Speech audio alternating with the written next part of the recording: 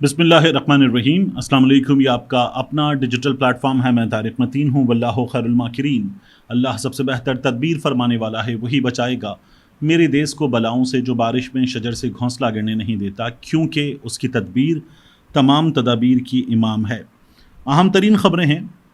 हम बात करेंगे 7 ऐसे झूठ जो टाउट्स ने, मखसूस सहाफ़ियों ने इमरान खान पर, पाकिस्तान तहरीक इंसाफ पर गुज़श्ता कुछ दिनों में मुसलसल थोपे हैं।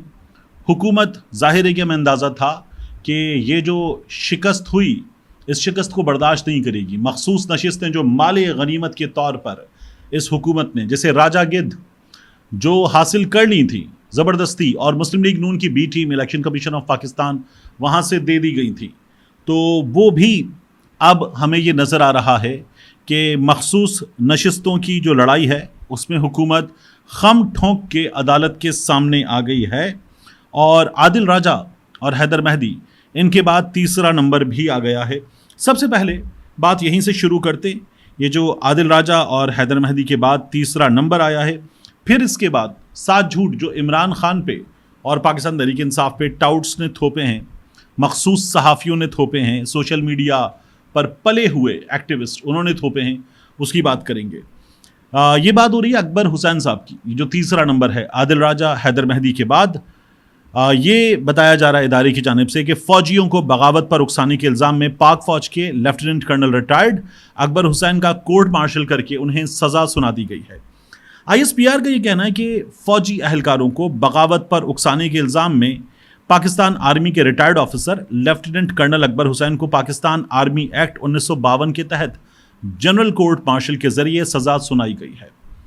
मजाज अदालत ने उन्हें इल्ज़ामात में कसूरवार करार देते हुए कानूनी अदालती अमल के ज़रिए 10 मई 2024 को 14 साल कैद की सख्त सज़ा सुनाई, जिसके तहत 26 जुलाई 2024 को उनका रैंक भी जब्त कर लिया गया था। इसी तरह से कार्रवाई हुई थी आदिल राजा और हैदर मेहदी के केस में। पहले सज़ा सुनाई गई थी, फिर उनके रैंक जब्त कर लिए गए थे। जो सज़ा सुनाई गई है अकबर हुसैन को, उसके मुताबिक जासूसी, रियासत की सलामती और मफादात के मनाफी इक़दामात पर साबिक़ मेजर रिटायर्ड आदिल फ़ारूक राजा और साबिक़ कप्तान रिटायर्ड हैदर रज़ा मेहदी को भी फ़ौजी कोर्ट मार्शल के ज़रिए, फ़ौजी जनरल कोर्ट मार्शल के ज़रिए पाकिस्तान आर्मी एक्ट 1952 के तहत बगावत पर उकसाने और सरकारी राज एक्ट 1923 की खिलाफ वर्जी के इल्ज़ामात में सज़ा सुनाई गई थी। मजाज अदालत ने दोनों को, आदिल फ़ारूक राजा को भी और हैदर मेहदी को भी, 7 और 9 अक्टूबर 2023 को कानूनी अदालती अमल के ज़रिए कसूरवार करार दिया था और उन्हें बिलतरतीब 14 और 12 साल की सख्त कैद की सज़ा सुनाई थी। दोनों के रैंक 21 नवंबर 2023 पिछले साल जब्त कर लिए गए थे। अब यही मामला lieutenant colonel retired Akbar Hussain के साथ भी पेश आया है। इन तीनों की तस्वीर, ये जो गद्दार पोस्टर लगे थे पिंडी में, पेशावर में, कराची में, इन पोस्टर्स पर भी इन तीनों की तस्वीर मौजूद थी। बाकी सहाफ़ियों की तस्वीर थी, एक आध सोशल मीडिया एक्टिविस्ट की, जैसे सारा मीर हैं, इनकी तस्वीर थी। अब ये जो मामला है, ये फ़ौजी अदालत से दी गई सज़ा है। इसमें मुझे कुछ बहुत ज़्यादा इल्म नहीं है। ये आदिल राजा साहब, हैदर मेहदी साहब, अकबर हुसैन साहब खुद ज़्यादा बेहतर बता सकेंगे कि इनके पास रेमेडी क्या है, इससे आगे जाकर ये कहाँ अपील कर सकते हैं। इसको अगर इन्हें वापस ये कलअदब करार दिलवाना है तो क्या तरीक़ा होगा, ये इनको ज़्यादा बेहतर अंदाज़ होगा। अपनी अदालतों का हम ज़्यादा खोज लगा लेते हैं। मैंने ये किया नहीं इस मामले में कि मैं ज़्यादा खोज इस मामले में लगाता और ये ख़बरें आपको तक मज़ीद पहुँचाता। अकबर हुसैन साहब से मैं ज़्यादा वाकिफ़ नहीं हूँ, सोशल मीडिया पर भी मैंने उनको ज़्यादा फॉलो नहीं किया। आदिल राजा साहब और हैदर मेहदी साहब, हैदर मेहदी साहब को हमने अक्सर सुना है यूट्यूब पर, आदिल राजा साहब को भी सुना है। मुझे इन लोगों से ना कुछ ख़ास इख्तिलाफ़ है, ना इत्तिफ़ाक़ है।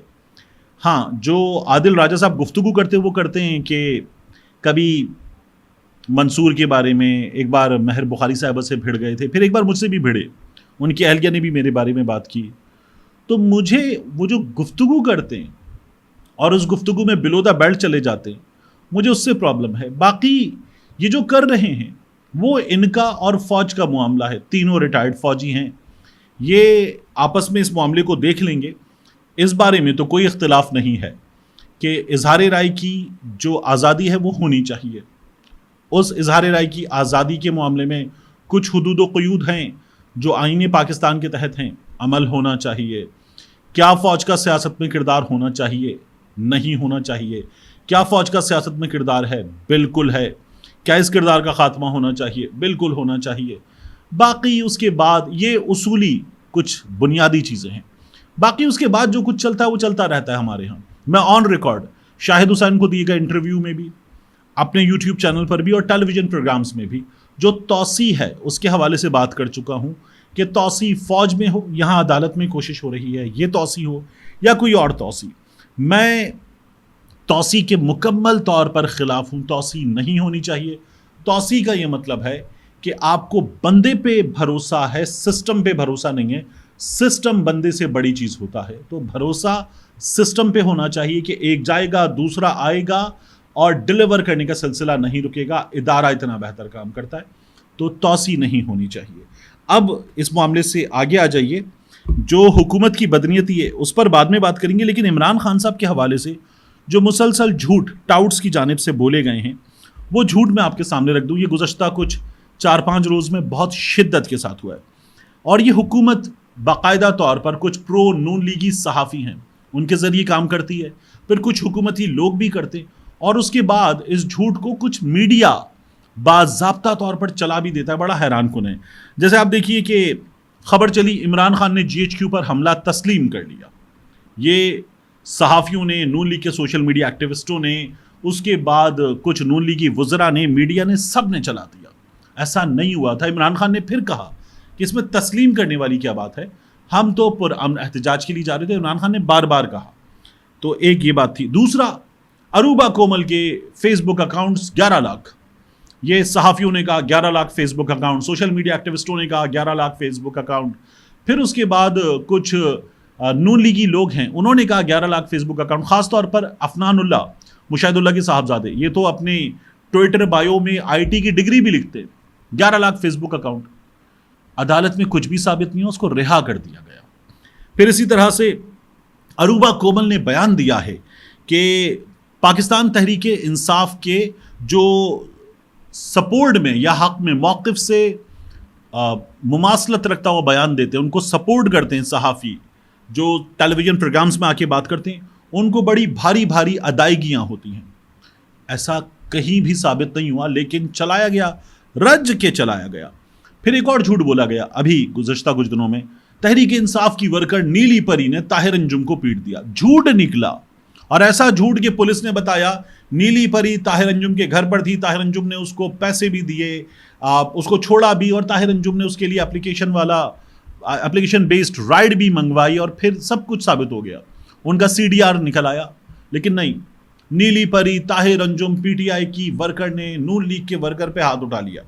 یہ جھوٹ بھی، اور یہ صحافیوں نے، سوشل میڈیا ایکٹیوسٹوں نے، سب نے بولا.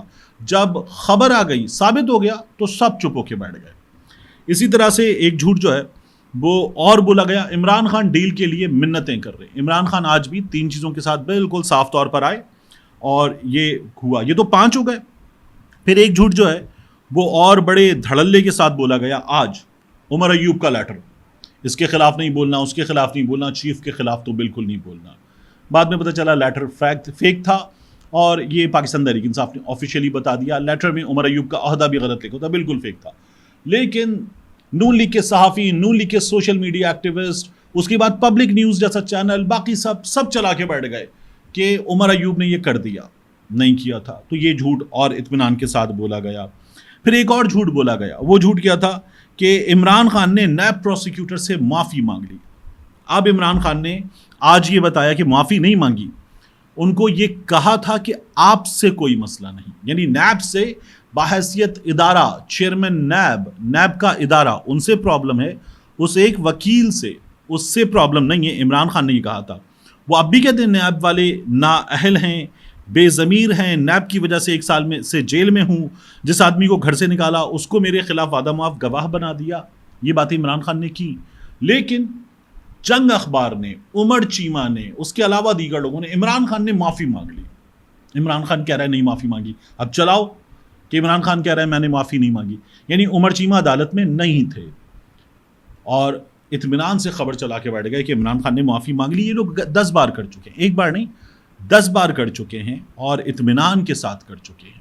یہ تو وہ لوگ ہیں جو خاور فرید مانیکا کو ٹیلی ویژن پہ لے کر بیٹھتے ہیں اور اس کے موقف کو خاور فرید مانیکا نے کہا نہیں کرتے، یہ لوگ چلا دیتے کہ ایسا ہوا ہے۔ یہ اس طرح سے کیا جاتا ہے۔